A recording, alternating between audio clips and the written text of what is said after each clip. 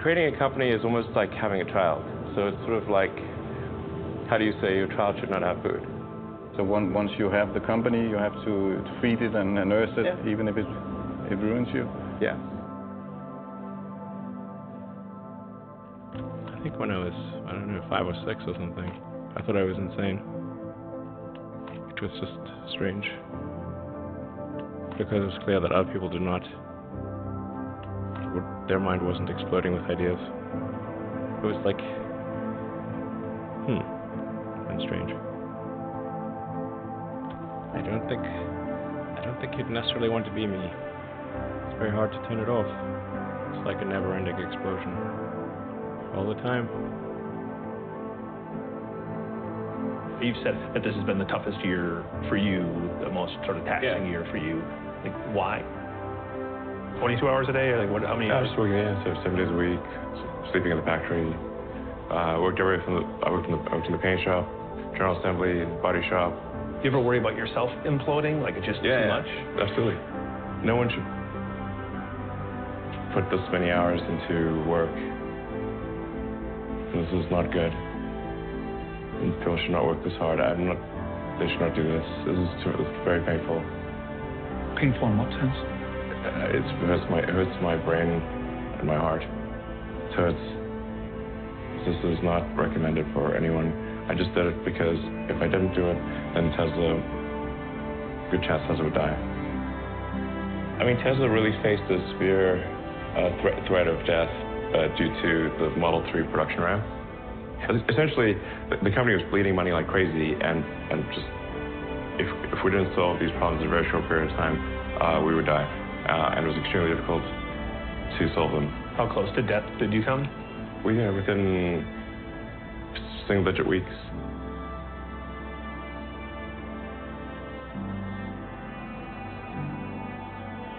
I mean, when we started Tesla, I thought maybe our chance of success was 10%. Well, I mean, I can tell you my original plan was, I thought, okay, I had like $180 million from my portion of the sale of PayPal, and I thought, you know, if I invest half of that in creating these companies, then I still have the other half to be fine. Yeah. But of course, that's not how it worked out. We used up all you invested $100 million, then still needed more money, and then there was the big recession of 2008 and 9, and in the end I had to invest everything, and I was borrowing money from friends to pay the rent. You were on the edge of actually I didn't even own a house.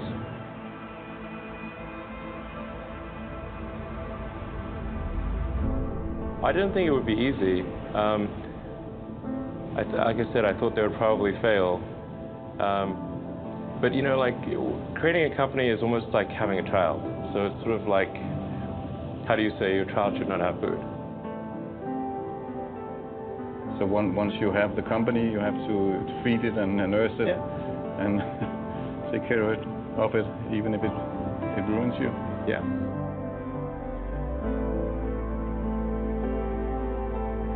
But suppose there were some tough times in 2008, end of 2008. How did you get through that period of crisis? Yeah. Can we just break for a second? Sure, of course.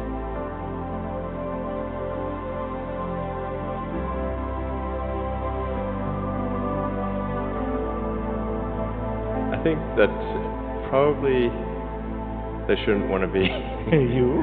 I think it sounds better than it is. Not as much fun being me as you'd think. So it's definitely, it could be worse for sure. But it's, I'm not sure I want to be me. And that's actually been a very difficult journey, I have to say.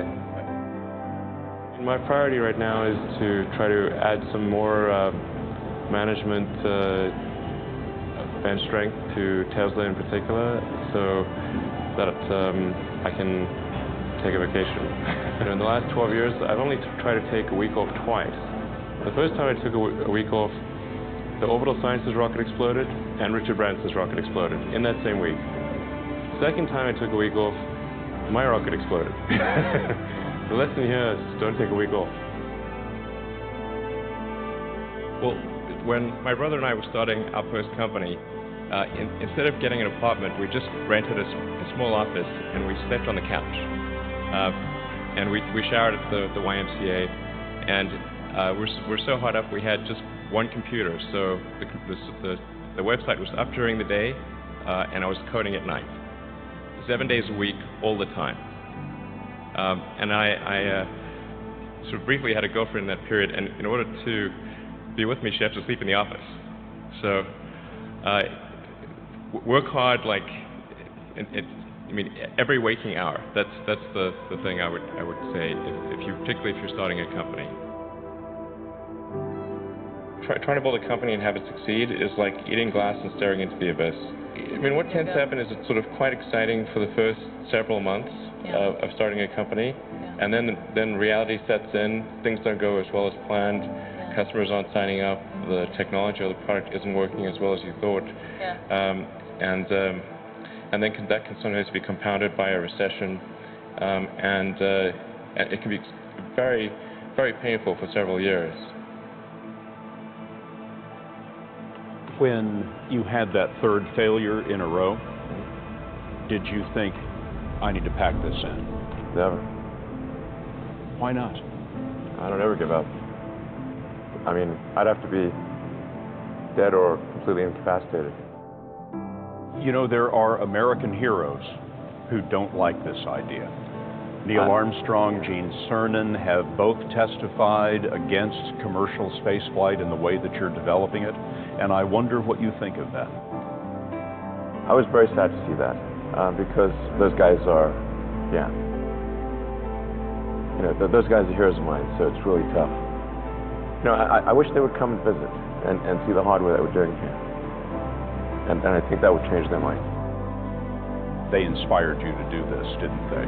Yes. And to see them casting stones in your direction. Difficult. Did you expect them to cheer you on? Certainly hoping they would.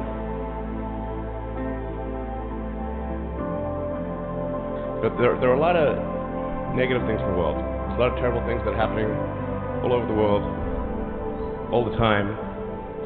There are lots of problems that need to get solved. There's lots of things that are miserable and kind of get you down.